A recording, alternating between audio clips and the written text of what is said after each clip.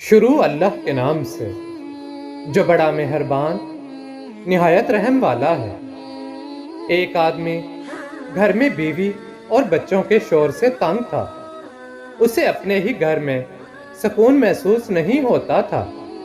وہ صبح کا ناشتہ کر کے گھر سے نکل جاتا تھا اور ایک ندی کے کنارے سکون کی تلاش میں بیٹھ جاتا اور رات کو اس وقت گھر واپس آتا جب سب سو جاتے۔ وہ گھر سے تنگ آ چکا تھا۔ کئی بار اس کے دل میں یہ خیال آیا کہ گھر چھوڑ کر چلا جائے، مگر پھر رک جاتا۔ اس نے اپنے ایک قریبی دوست کو بتایا کہ مجھے گھر میں بیوی بچوں کے شور سے نفرت ہے۔ بیوی ہر وقت بچوں پر چلاتی رہتی ہے اور بچے بھی بہت شور کرتے ہیں۔ میں سکون کی تلاش میں ہوں۔ مجھے کوئی ایسا طریقہ بتاؤ کہ سکون مل جائے۔ اس کا دوست اسے بابا جی کے پاس لے گیا۔ جب وہ بابا جی کے گھر پر پہنچا تو بابا جی نے کہا، سکون کی تلاش میں ہو؟ آدمی نے کہا، جی سکون چاہیے، جو کہ گھر میں موجود نہیں۔ بابا جی نے کہا، تم ایک بیماری میں مبتلا ہو جس کی وجہ سے تمہیں سکون نہیں ملتا۔ میں تمہارا علاج کروں گا، مگر میری ایک شرط ہے۔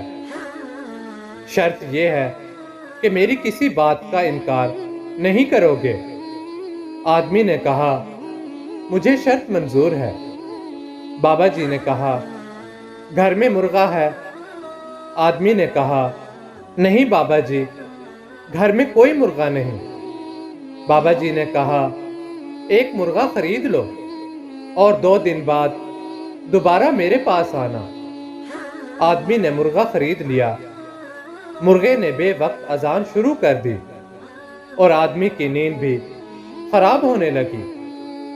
2 دن بعد وہ بابا جی کے پاس گیا اور کہا کہ مرغے نے تو میرا سکون زیادہ خراب کر دیا ہے۔ بابا جی نے کہا، کیا گھر میں کتا ہے؟ آدمی نے کہا، نہیں، کتا تو نہیں ہے۔ بابا جی نے کہا، ایک کتا بھی خرید لو۔ آدمی نے نصیحت پر عمل کرتے ہوئے کتا بھی خرید لیا۔ کتا بھی ہر وقت بھونکتا تھا اور اس کے شور سے آدمی مزید پریشان ہوا۔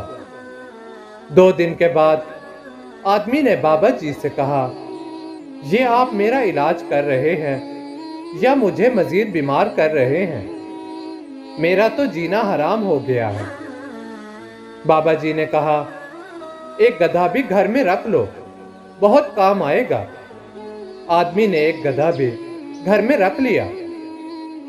مرغا، کتا اور گدھا تینوں کے شور سے پورا محلہ تنگ آ چکا تھا۔ سب محلے والے آدمی کے دروازے پر جمع ہو گئے اور کہا کہ تم نے تو ہمارا سکون بھی برباد کر دیا ہے۔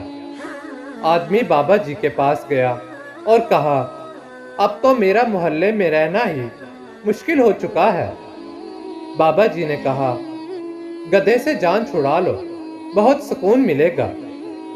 آدمی نے جاتے ہی گدھا آدھی قیمت میں بیچ دیا۔ اب آدمی کو محسوس ہوا کہ جیسے شور میں کافی کمی ہو گئی ہے۔ اسے رات نیند بھی زیادہ آئی۔ دوسرے دن جب وہ بابا جی کے پاس گیا تو اس نے کہا، کتے سے بھی جان چھڑا لو۔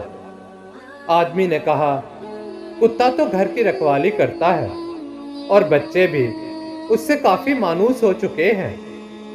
بابا جی نے کہا، جیسا کہا ہے ویسا ہی کرو۔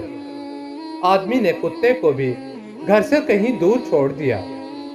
اب تو اسے گھر میں کافی سناٹا محسوس ہونے لگا۔ اب وہ بابا جی کے پاس گیا تو بابا جی نے کہا، مرغے کو بھی حلال کر دو۔ آدمی نے کہا، ایسا ممکن نہیں، مرغے کی اذان کی وجہ سے میں صبح کی نماز پڑھتا ہوں۔ بابا جی کے کہنے پر اس نے مرغا بھی ذبح کر دیا۔ اب آدمی کو بیوی اور بچوں کا شور محسوس ہی نہیں ہو رہا تھا۔ اب جب وہ بابا جی کے پاس گیا تو بابا جی نے کہا، اب بیوی کو کچھ دن میکے چھوڑاؤ۔ آدمی نے چلا کر کہا، میں ایسا بالکل نہیں کروں گا، گھر میں پہلے ہی بہت سناٹا ہو چکا ہے، میرا اس سناٹے سے دم گھٹنے لگا ہے، اس سناٹے کی وجہ سے میرا سکون ختم ہو چکا ہے۔ تب بابا جی نے کہا، یہی تو میں تمہیں سمجھانے کی کوشش کر رہا ہوں، سکون کا تعلق شور سے نہیں ہے، نہ ہی سناٹے سے ہے۔ سکون تو انسان کے اندر ہوتا ہے۔ جس نے اپنے اندر کے سکون کو محسوس کر لیا تو سمجھو وہ کامیاب رہا۔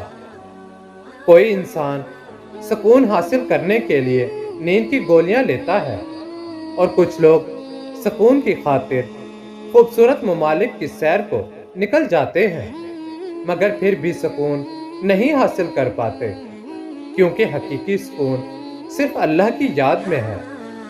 جو بھی دل اللہ تعالیٰ کی یاد سے غافل ہے تو وہ کبھی بھی سکون حاصل نہیں کر پاتا، اور جس کا دل اللہ کی یاد سے منور ہو تو اسے شور یا سناٹے سے کوئی فرق نہیں پڑتا۔ اللہ تعالیٰ نے انسان کو دل دیا، لیکن اس کا سکون اپنے پاس رکھا اور فرمایا، یاد رکھو دل کا سکون صرف اللہ کی یاد میں ہے۔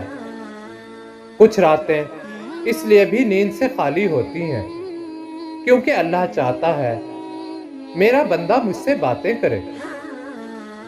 حضرت ابو ہریرہ رضی اللہ تعالیٰ عنہ سے روایت ہے، انہوں نے کہا، رسول اللہ صلی اللہ علیہ وآلہ وسلم نے ارشاد فرمایا، ایک مومن کے دوسرے مومن پر 6 حقوق ہیں۔ جب وہ بیمار ہو جائے تو اس کی بیمار پرسی کرے، اور جب مر جائے تو اس کے جنازے میں شرکت کرے، اور جب وہ اسے اپنی کسی ضرورت دعوت کے لیے بلائے تو وہ اس کی پکار پر لبیک کہے، اور جب اس سے ملاقات کرے تو السلام علیکم کہے، اور جب وہ چھینک مار کر الحمدللہ کہے تو اس کے جواب میں یرحمک اللہ کہے، اور اس کی غیر حاضری یا موجودگی میں ہر موقع پر اس کی خیر خواہی کرے۔ اگر اللہ تعالیٰ نے تمام چیزیں قسمت میں لکھی ہوتی تو اپنے بندوں کو دعا مانگنا نہ سکھاتا۔ اس لیے ناممکن کو ممکن بنانے والی صرف ایک چیز ہے، اور وہ ہے دعا۔ اللہ تعالیٰ سے دعا ہے وہ ہمارا دل اپنی یاد سے منور کر دے۔ آمین ثم آمین۔ اگر آپ کو میری ویڈیو اچھی لگی تو لائک کریں، کمنٹ سے اپنی رائے کا اظہار کریں، اور دوستوں کے ساتھ شیئر کریں۔ آپ سب دوستوں سے درخواست ہے ویڈیو کو لاسٹ تک ضرور دیکھا کریں تاکہ ہماری حوصلہ افزائی ہو۔ زندگی رہی تو نیکسٹ ویڈیو کے ساتھ انشاءاللہ دوبارہ حاضر ہوں گا۔ تب تک کے لیے اللہ حافظ۔